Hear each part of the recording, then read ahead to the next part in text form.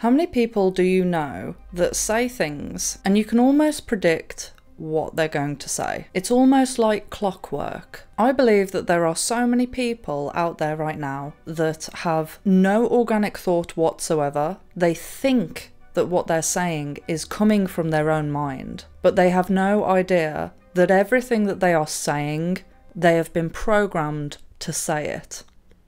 Today's video is just going to be a stream of consciousness. I want to talk about the truther community. We are winning the fight, but be careful, because there's lots of sneaky little tricks that I'm seeing that the global puppet masters are trying.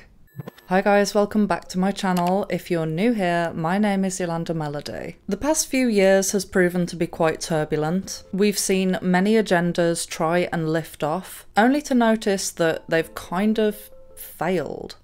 Now, some people would believe that all these things that we've been experiencing, from the lockdowns to the attack on children, the trans agenda, the climate agenda, all of these things that the cabal is trying to achieve, it seems to reach some kind of a peak, and then it seems like they're backing off.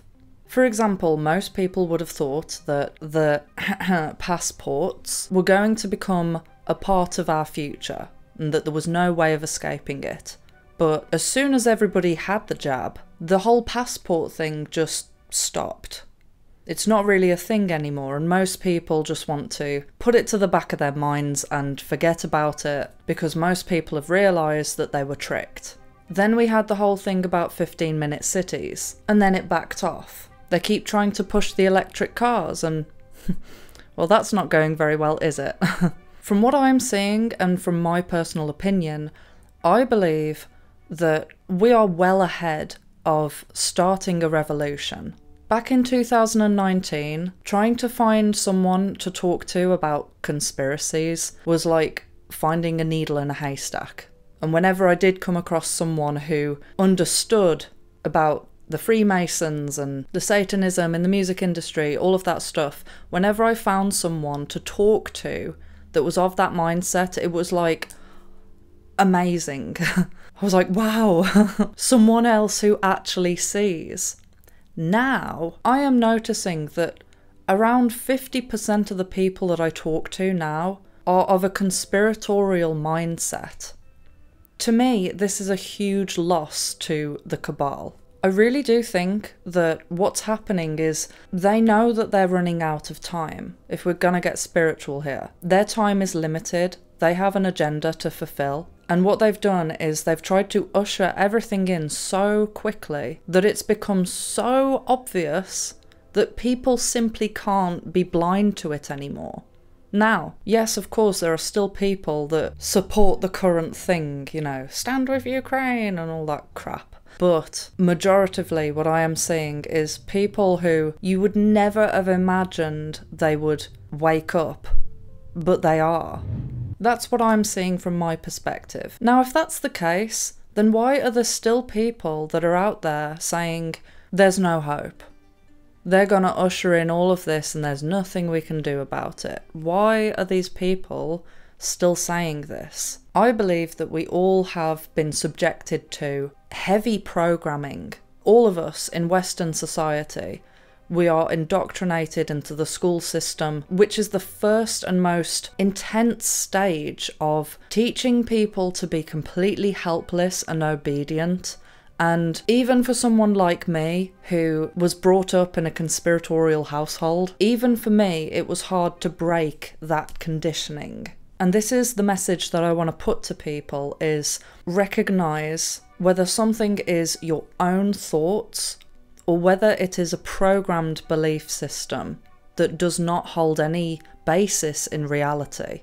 For example, there are tons of people saying that AI is going to take over the world and that AI is so advanced and you have no idea. Well, I did a whole video about that, dispelling the myth. This whole AI thing is a complete psyop in of itself. They want you to believe that these machines are more powerful than you, that they are more advanced than you. But if you ask Alexa what the weather is, half the time it doesn't even respond correctly to the question. So how advanced is this actually? Part of the reason why I decided to film this was actually because I keep having this reoccurring dream, and it's kind of more like a nightmare, but it's not scary, so don't worry. I keep having this reoccurring dream, and I'm having it at least once a week, that I'm back in school, and I keep hopping between being the age that I am now and being 14 and being in school. And I get this horrible feeling of dread that, why do I have to keep going here? Why do I keep having to go to this institution, this prison? And in my mind, I'm thinking, I'm stuck here, I can't escape. But it's okay, because once I do my GCSEs, I'll be gone in a few years. And then I suddenly have this epiphany, and this happens in every single one of these dreams. I have the epiphany that, hold on a minute, I don't need to go to school anymore. I don't need to go here at all. And I end up having conflict with a teacher, and I'm shouting in the teacher's face saying, you can't control me. You do not have authority over me. I don't have to be here. I'm leaving. I don't care. Now, what's really, really scary about this is, if you know my story, I wasn't in school when I was 14. I dropped out at the beginning of high school. I didn't do my GCSEs. I never cared to do my GCSEs. And by the time that I'd hit about 13, I'd already cracked the code that I didn't need to be going to this institution. And there was nothing that anybody could do to make me go there. I would get detention for not turning up to school. And then what I would do is not turn up to the detention. And then if I didn't turn up to the detention, they'd give me another detention. Which I wouldn't go to. The teachers were absolutely baffled that I seemed to be one of the only kids in the school that wasn't held by this conditioning. It's like the conditioning didn't work. But now that I'm older, I realise that the teachers were conditioned as well. Now, why do I bring this up? Well, because I keep having this dream, I'm having to reflect and think, how is it that I'm in a dream and I'm having thoughts that were never my own? How is it that I'm submitting to the programming in my dreams, but I never had that mindset in real life? Well, I think that it's symbolic. We have all become so accustomed to the structure of the society that we're in. But if you think about it, if you take yourself out of the mindset of this world and you were an alien looking in, just picture this. Us humans live in a world where a certain select minority of people who we've never met, who aren't really special in any way, who will probably never meet us, somehow have complete control and authority over our entire life. We don't know these people, we've never met them, but somehow they have the power, these bullies, because that's what they are. They're control freaks. It's not even like we selected these people because they are intelligent or really advanced or have really great foresight or anything. They elected themselves to control everyone. We are the only creature that lives on this earth that has to pay to survive. We have to pay to live in a house, to have shelter. We have to work most of our lives, and then the only time that we get to actually relax is when we're old and decrepit, and we're too weak to work anymore. Our entire childhood is mostly used up by the same type of indoctrination that prepares us for this miserable life of complete slavery. Now, I've always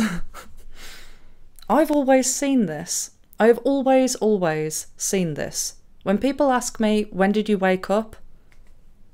When I was born. Obviously, I have learnt things along the way. I've had epiphanies. I've had periods of my life where I haven't been spiritually connected, and I've had spiritual growth afterwards. But I've always been disillusioned by how fucked up the world is. And the thing is as well, you can't just say, oh, well, that's just life.